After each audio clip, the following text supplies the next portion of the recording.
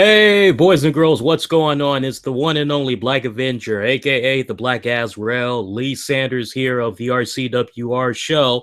And I'm coming at you fresh off of the WWE Network special that just wrapped up. It was the Stone Cold Steve Austin podcast, as his special guest tonight was the phenomenal one, AJ Styles. Now, for those of you that still do not have access to the WWE network, I cannot stress this enough. You may want to go on ahead and see if you can sign up for it. I don't know how it is in your respected neck of the woods, but here in North America, every single time you turn around, they're offering a free week, free month to sign up for the WWE network. So go to WWE's website, see how you can maybe go about checking it out if you haven't done so already. For those of you that might be actually looking for the video footage, as I'm just giving a honest review, just my honest takeaway of the Stone Cold podcast special tonight with AJ Styles. And I gotta tell you, no pun intended, it really was phenomenal. I thought it was, for the most part, a very enjoyable interview that Steve Austin had conducted with AJ Styles. Is this one where I would highly recommend to you guys that you go out of your way and you check it out? 100% yes, yes, yes, yes, yes, yes. Now, for those of you that are big fans of AJ Styles and you've made your rounds collecting the shoot DVDs, you probably are aware that AJ Styles had did not one, but there was about two shoots that he had did right when he wrapped things up with TNA wrestling, and he was kind of like jump starting his career a second go around with Ring of Honor, and then he had found great success over in New Japan doing the Bullet Club and all that.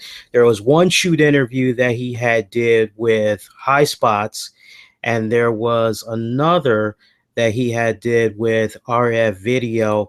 I thought the one with High Spots was really, really on point. For those of you that maybe collect the shoots and you haven't gotten around to checking that one out, the one he did with High Spots was really good. I don't know if maybe they still have it bundled, but I recall at the time when that shoot was getting ready to come out, they actually bundled it.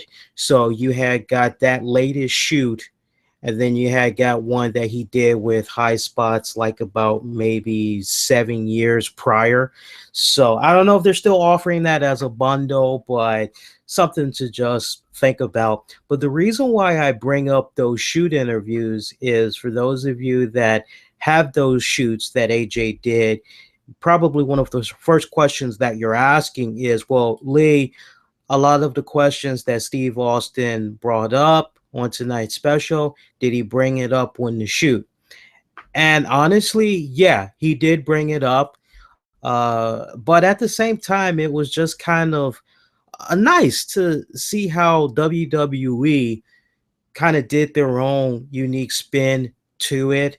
And I think for Steve Austin to be that conduit, if you will, that gateway of bringing about to their respected audience, the WWE universe, to go about bringing the story of AJ Styles, his origins, and all that, I thought it was a refreshing take, quite honestly. Now, let's address the big elephant in the room, because this was definitely something that a lot of people were wondering, especially the diehard TNA wrestling fans or just diehard AJ Styles fans.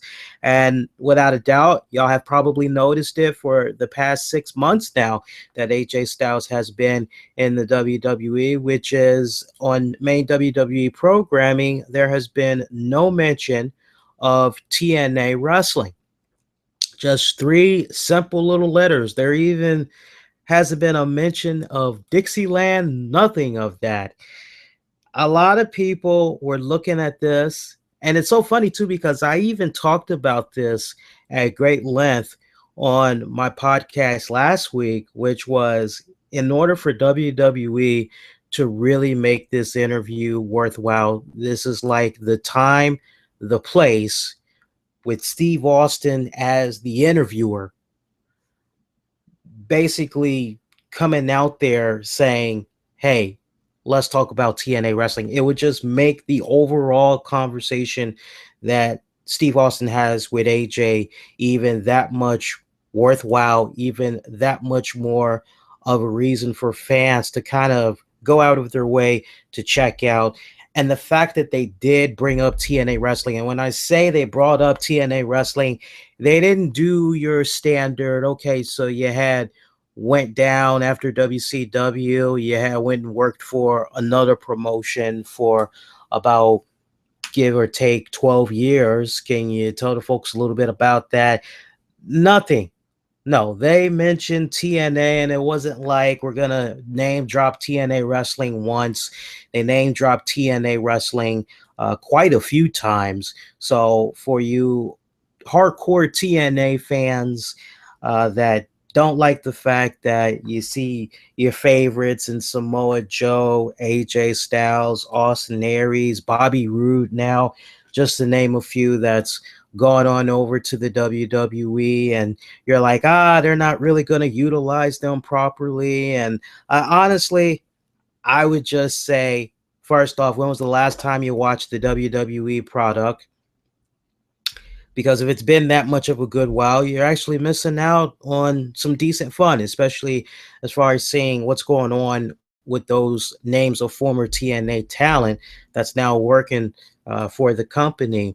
But AJ, for me, what I was most curious about was how they were going to go about talking about his tenure in TNA. Now, granted, his origins as far as what got him into the pro wrestling business and all that, I thought that was just a great story to hear in itself. Kind of seemed like that actually has the one up over the shoot interviews that AJ had did, where he went a little bit more in depth on his personal life as far as what got him going. He talked about his football career, how he had waited years to play football, and he had finally got the opportunity to play it. I believe that was while he was in high school, maybe towards his senior year or something of that nature. He talked about how he came across his beautiful wife, who, and you don't hear stories like this every day or every so often, but he met his wife in high school. So, I mean, they're high school sweethearts. You don't really get to hear too many of those nowadays, especially with the way these younger generations are coming up and all.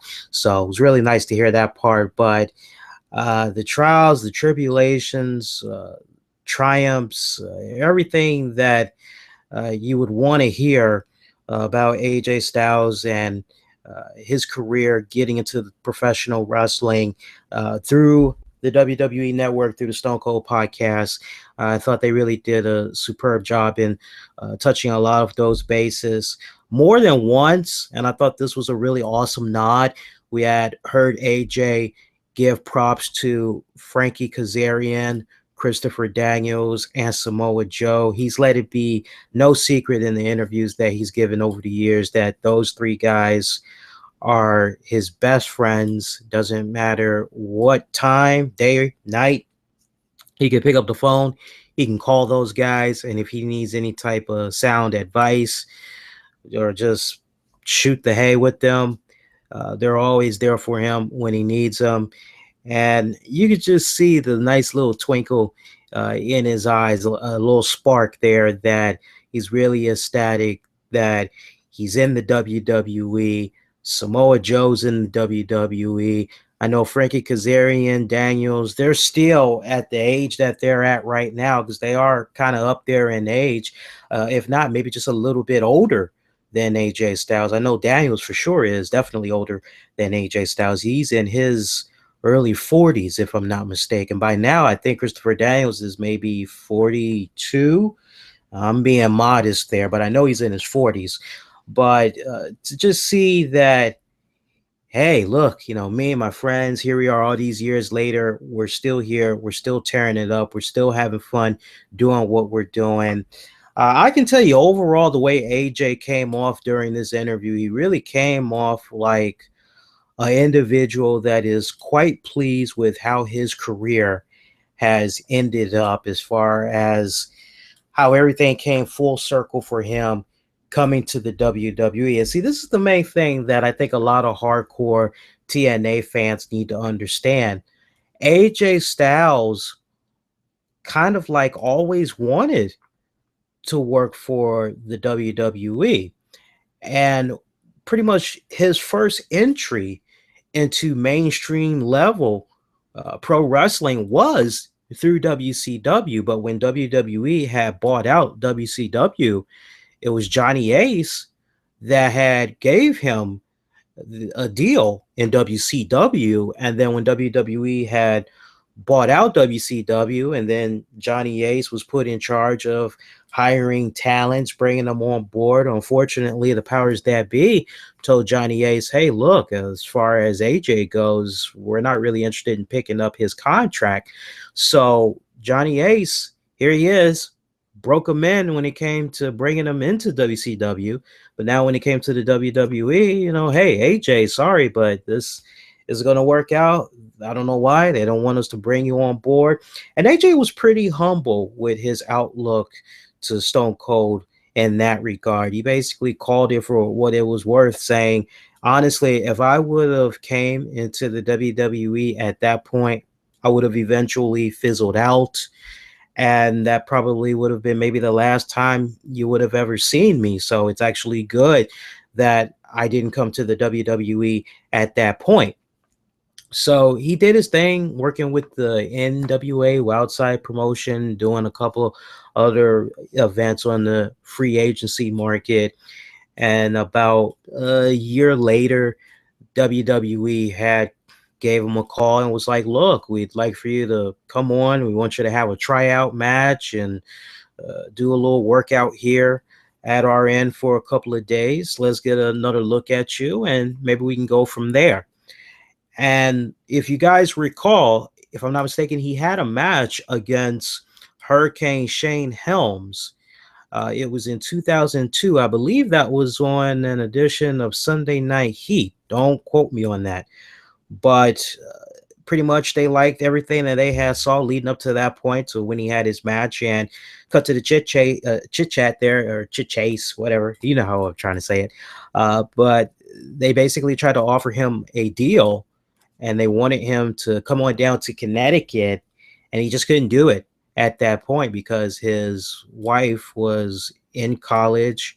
She was trying to get her degree, and last thing he wanted to do was put the family at such an inconvenience, especially not necessarily financially, but they had already went through a period where they were staying with relatives, and he just wasn't trying to go down that route again. And his wife was trying to be, you talk about an awesome wife, an awesome significant other, basically telling him, go do it. This is your dream. Go do it. It's okay. We'll figure it all out. She told him to go, but him being the type of family man that he was, great values there. That's in his DNA. Let me tell you, he, for her, for his family, shot down that opportunity, respectfully declined. And it's just funny how things just kind of come back full circle. So an 18-year journey just to basically get into the WWE, that pretty much kind of gets you all caught up to speed. But let's home in a little bit more on the TNA wrestling. And I'm not really giving too much away because I really want for you guys to go out of your way and check out the podcast on the WWE Network when you get a moment, because it was like that. We know Steve Austin last month, he was supposed to interview Shane McMahon, but he had to get some surgery done, rotator cuff, if I'm not mistaken. Foley did a superb job, by the way. I would think that there's probably going to be some more specials down the road for Mick Foley. But Steve Austin, he hit a very solid home run with his interview with AJ. But the TNA talk, for those of you that's like, well, did AJ Styles bury Dixie Carter? Did he bury the TNA wrestling promotion? No, he was pretty consistent with what all he said in the numerous interviews. that he had gave post his run in TNA, also the shoot interviews. He was very consistent. If anything, he just seemed a little bit more at ease. As far as talking about the whole situation, I think when it had initially went down, there was probably a lot of hurt, and I think if all of you remember the interviews that AJ had gave when he was asked about his tenure in TNA, uh, he seemed a little bit defensive about the circumstances surrounding why he left. And I think it might have been due to the fact that so much inaccurate information was put out there.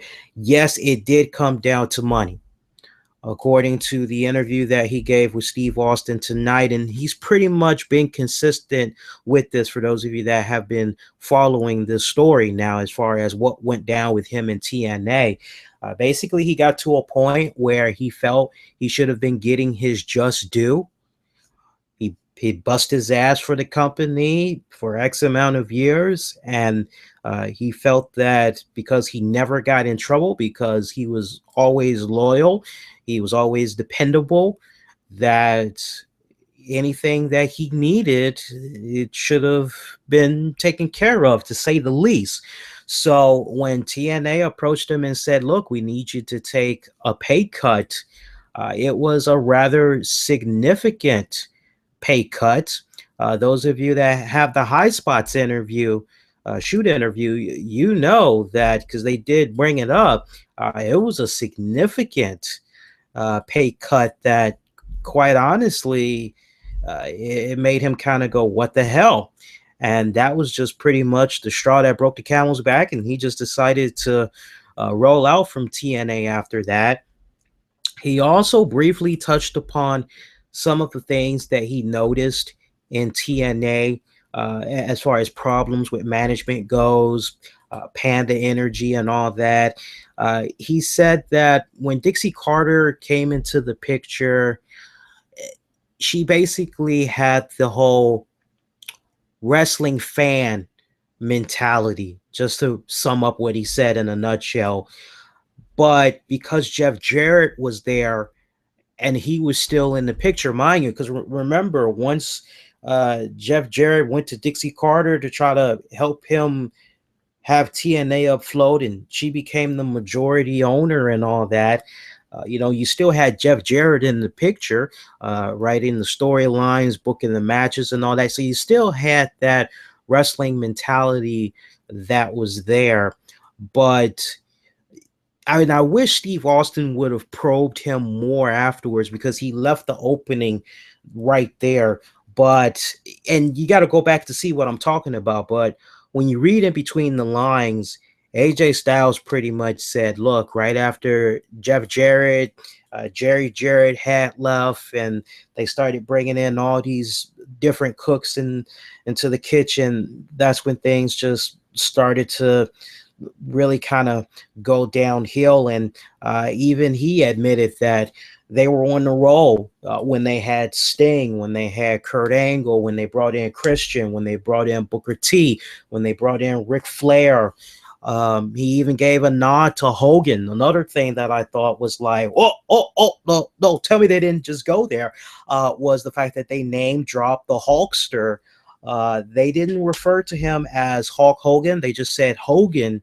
So I just thought it was kind of cool. I guess we're kind of getting to that point now where slowly but surely we're getting back into the rotation of bringing up the Hulkster again.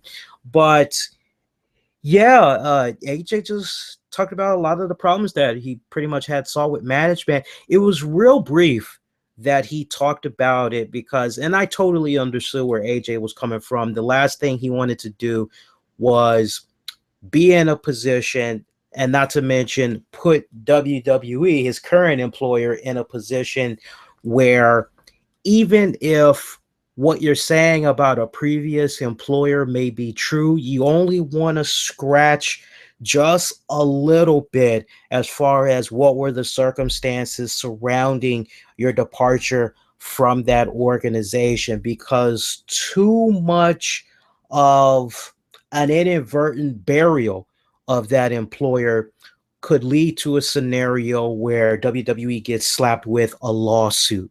So, on the one hand, I wish Steve Austin would have just probed a little bit more at the opening that AJ had left, as far as some of the problems that he was seeing once the Jarretts had rolled out. But it was still a smart move at the same time that they didn't go there, because you kind of risk that. Now that I broke it down to you all that way, I'm not sure for those of you that saw it, how many of you were actually thinking that, but now that I kind of put that out there, that probably has you all kind of go, yeah, that's actually a very good point. But what else did he talk about that was interesting? I didn't know about the difficult childhood that he had, as far as the type of household that he was brought up in. His dad was a Marine, but he liked to hit that bottle frequently. His family was dirt poor. Basically, his family didn't know how to budget their money right. They lived in a trailer park. Everybody was crammed in one section of the trailer house, and he's with a couple of his brothers in the other. And it's not a situation where it was like that for just a couple of months. This would go on for a significant amount of years, unfortunately. But just to hear his background, and just to hear about the absolute interesting journey that he's had leading up to him finally, it took a long time, but finally he's in a position now where he's in the WWE, and he feels really good about himself and his time in the company right now. As far as he's concerned, WWE is giving him the platform to go out there and prove his worth, prove his value, to go out there and try to make a name for himself. And I just thought that was kind of interesting how, towards the end of the interview, AJ Styles had really touched upon that, because too many times you probably see and hear interviews from previous WWE employees, and they kind of come off a little bit disgruntled. Some will try to blame everything on creative, some will try to blame everything on booking, some will try to blame everything on creative and booking, without accepting any part of why their tenure in the WWE didn't play out as well. It's really a team effort. Everybody has to, it doesn't matter if the writers come up with a really great promo for a wrestler to cut in the middle of the ring, and the bookers are like, okay, well, the way we're going to structure it, we'll just have this great promo segment go down right after this match concludes. Yeah, this will really get the people worked up and everything like that. It doesn't matter how much of a good promo you have, it's only as good as the person that's saying those words can execute them.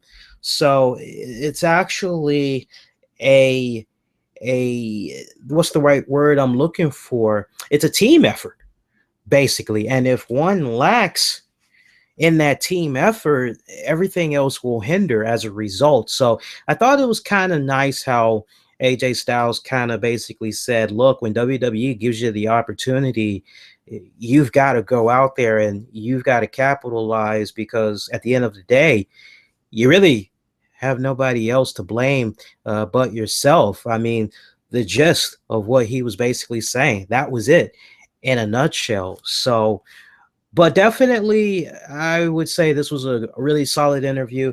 Definitely would recommend you go out of your way to check it out. Meantime, for those of you that did get the opportunity to check out the interview, I definitely would love to hear from you guys, and I'm sure maybe the rest of the community wouldn't mind if you posted some thoughts on that Stone Cold podcast as well. So post your comments down below in the video description, and I'll definitely be paying attention to the comments as well. And on that note, I'm going to go ahead and call it a night. Stone Cold Podcast with AJ Styles. It gets 2 thumbs up from me. It gets a pass. I'll be on live this Tuesday night, 10 p.m. Eastern on Spreaker.com for an all-new The RCWR show. Join me for that. We'll have some Raw afterthoughts. We'll also have some Money in the Bank afterthoughts. We'll tackle the latest and tongue twister, wrestling headlines and beyond. It's late over here. You guys got to forgive me. I'm like fighting sleep over here. But check it out, 10 p.m. Eastern, Spreaker.com. And if you won't be able to join us live, you'll be able to scoop up the episode on your respected favorite listening platform. All the links you need is in this video description below. So check it out. If you appreciated this recap review, definitely give me a thumbs up. If you dislike this, even more the reason why I need to know what was your problem so we can try to perfect things on the next go round. But that's going to do it. Until I see you all for that Tuesday night edition, 10 p.m. Eastern. Wishing all y'all to be safe. Most importantly, be kind to one another. I'll see you next go round. Everybody, do take care.